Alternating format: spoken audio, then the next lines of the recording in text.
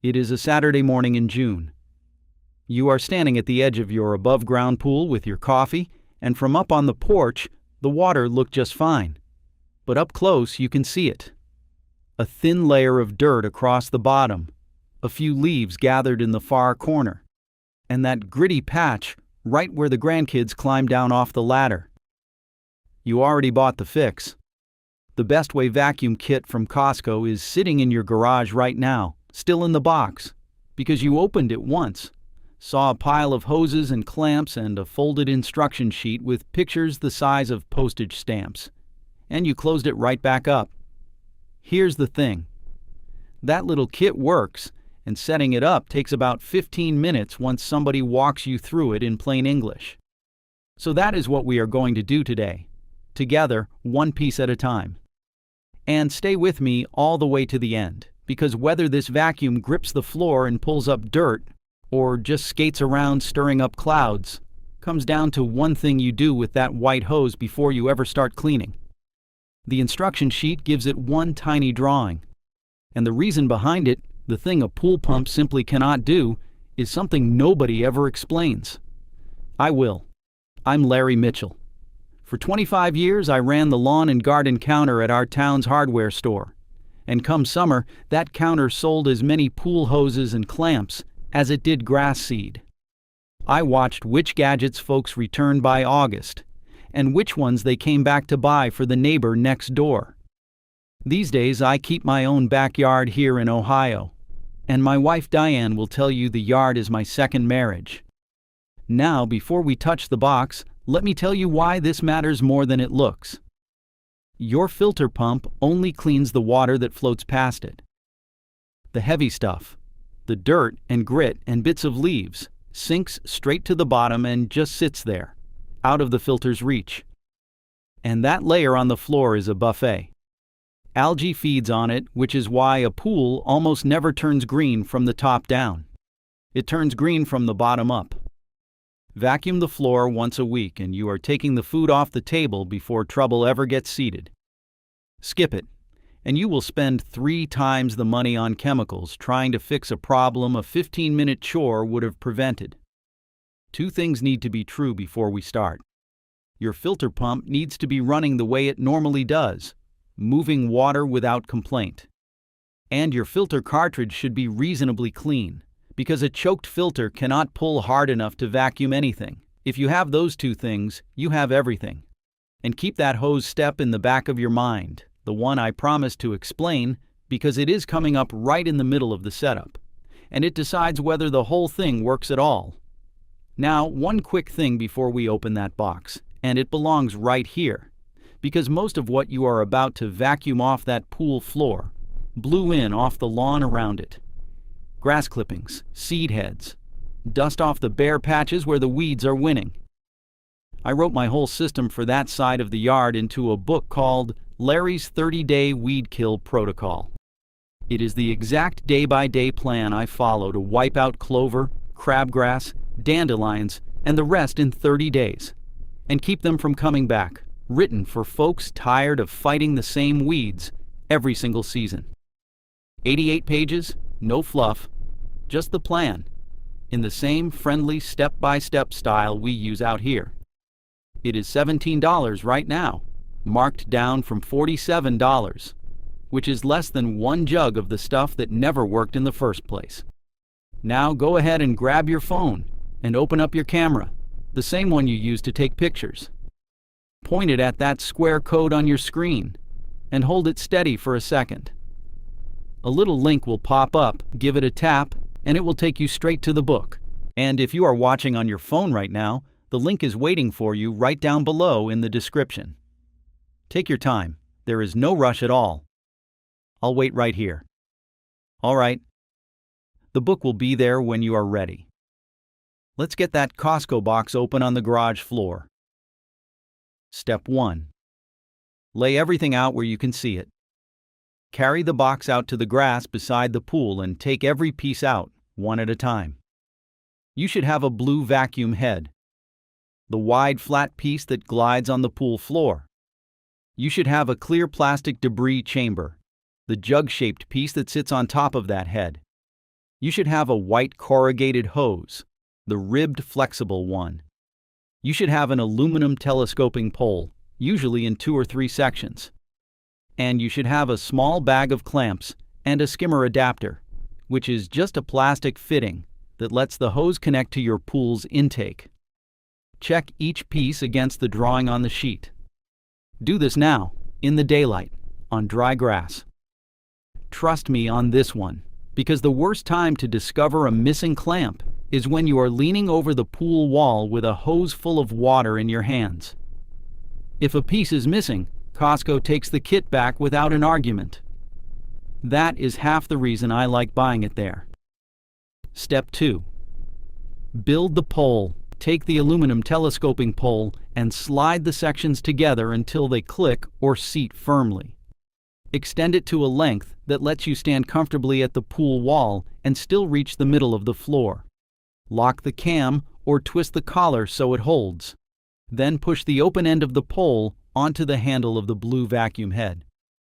Most of these kits have a little spring button on the head. Squeeze that button, slide the pole over it, and let the button pop up through the hole in the pole. Give it a tug to make sure it is locked. One firm tug now saves you fishing a vacuum head off the bottom of the pool later, and I speak from personal experience on my own patio. Step 3. Seat the debris chamber. That clear chamber is the whole cleverness of this kit because it catches the leaves and grit right there at the head, before any of it can travel up the hose toward your pump. Open the chamber and look inside for the mesh screen. Make sure that screen is sitting flat in its groove, not tilted, not pinched. Then twist or clip the chamber down onto the vacuum head until it stops moving. Here is a small trick from behind the counter.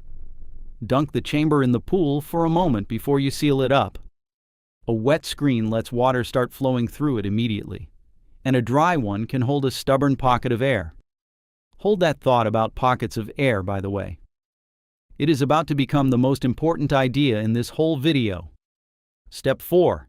Attach the hose. Take one end of the white corrugated hose and push it onto the fitting at the top of the debris chamber. Push it on all the way, past the first ridge. Then slide a hose clamp over the connection and tighten it down snug. Snug means the hose does not twist when you try to turn it by hand. It does not mean crank down until the plastic creaks. A cracked fitting leaks air forever, and as you are about to learn, air is the enemy of everything we are doing here today. Leave the other end of the hose loose for now. Do not connect it to anything yet.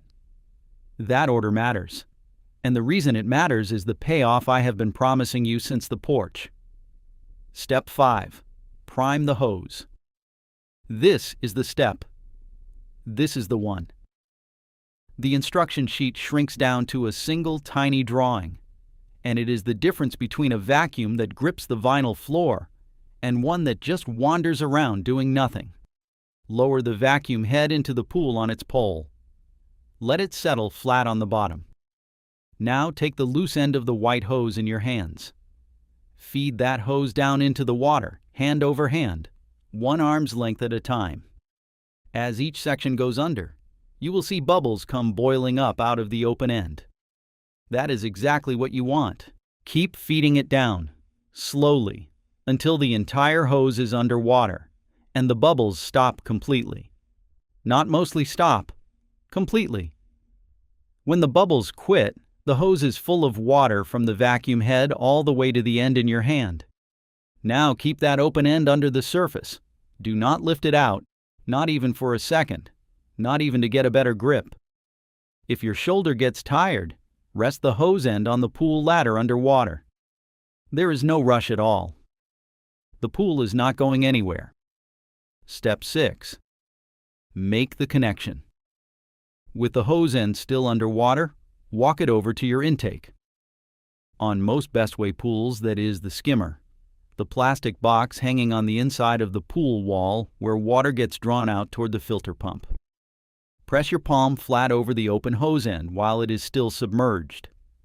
Lift it just far enough to seat it onto the skimmer adapter or the intake fitting, and push it home. If a cup of water sloshes out during that little move, that is fine. What you are guarding against is air sneaking back up the line. Palm on, quick move, push it home. Then step back and turn the filter pump on. Within a few seconds you should feel it through the pole. The vacuum head settles down and hugs the floor like it means it. That feeling in your hands is suction, and you built it yourself. Step 7. The actual vacuuming, which, after all that setup, is the easy part. Move the vacuum head across the pool floor in long, slow, straight passes, the same way you mow a lawn. Overlap each pass by about half the width of the head. And when I say slow, I mean half the speed your arms want to go. Rushing does not clean faster. Rushing kicks the fine dust up into a cloud. The cloud drifts, and 20 minutes later it settles right back down where it started. Slow and steady, one lane at a time. Keep the head flat on the floor and keep it underwater the whole time. Lift it above the surface even once, and you will gulp air into the line, and you will feel the suction die in your hands. Corners and the ring around the ladder legs collect the most grit, so give those an extra slow pass. A typical above-ground pool takes maybe 15 or 20 unhurried minutes. Put the radio on. This is porch pace work. Step 8. Shutting down and cleaning up. Because the folks who skip this part are the ones back at the store in July buying a second kit. Turn the filter pump off first, always first. Then disconnect the hose from the skimmer and lift the vacuum head out of the pool. Carry it to the grass and open the clear debris chamber over a bucket or a garden bed. You will be amazed and a little disgusted at what came off a floor that looked nearly clean. Rinse the chamber and the mesh screen with the garden hose until the water runs clear. Rinse the vacuum head and the hose too. Then let everything dry in the shade and store it in the garage, out of the sun. Sunlight is what turns that white hose stiff and cracked by next season. And a cracked hose leaks air, and by now you can guess how I feel about air in this system. Now a quick bit of troubleshooting, because these 3 problems cover just about every unhappy customer I ever talked to across that counter. Problem 1. Weak or fading suction. 9 times out of 10 that is air getting in somewhere. Check the hose clamps first. Then check that the debris chamber is seated and its gasket is clean. Then check your filter cartridge, because a clogged cartridge chokes the pump and the pull at the head fades away. Problem 2, the vacuum head keeps floating up off the floor. That is usually trapped air under the head or in the chamber. Tip the head sideways underwater for a moment and let the air belch out, then set it back down flat. Problem 3, you finish vacuuming and the water looks worse than when you started.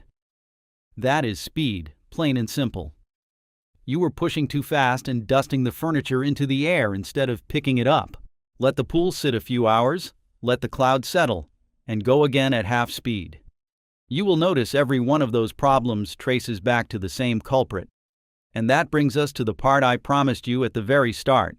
Standing on that porch with your coffee. Why does a hose full of water work when a hose with a little air in it fails completely? Because a pool pump cannot pull air. It is built to move water and only water. Now picture what is happening inside that white hose. Water does not compress. You cannot squeeze a gallon of water into less space no matter how hard you try. So when the hose is completely full, the water inside it behaves like one solid rope stretching from the pump all the way to the vacuum head. When the pump pulls on its end of that rope, the pull arrives at the vacuum head instantly, full strength, and the head grips the floor. But air squeezes like a sponge. Put one air pocket in that line, and you have spliced a soft rubber band into the middle of your rope. The pump pulls, and instead of that pull reaching the vacuum head, it just stretches the air pocket. The bubble grows and shrinks. The pump works and works, and down at the floor the head feels almost nothing. That is why we fed the hose down, hand over hand, and waited for the bubbles to stop. Those bubbles were the air leaving your rope.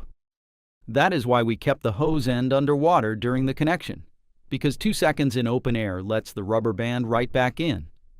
And that is why a loose clamp ruins everything, because given a choice, the pump will always pull easy air through a crack instead of heavy water through a hose.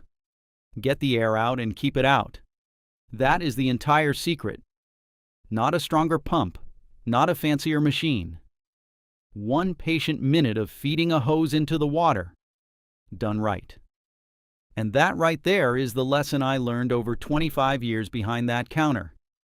It is almost never about buying more. It is 1 step, done right, that nobody bothered to explain. That is exactly why I wrote Larry's 30-day weed kill protocol for the lawn that pool of yours sits in.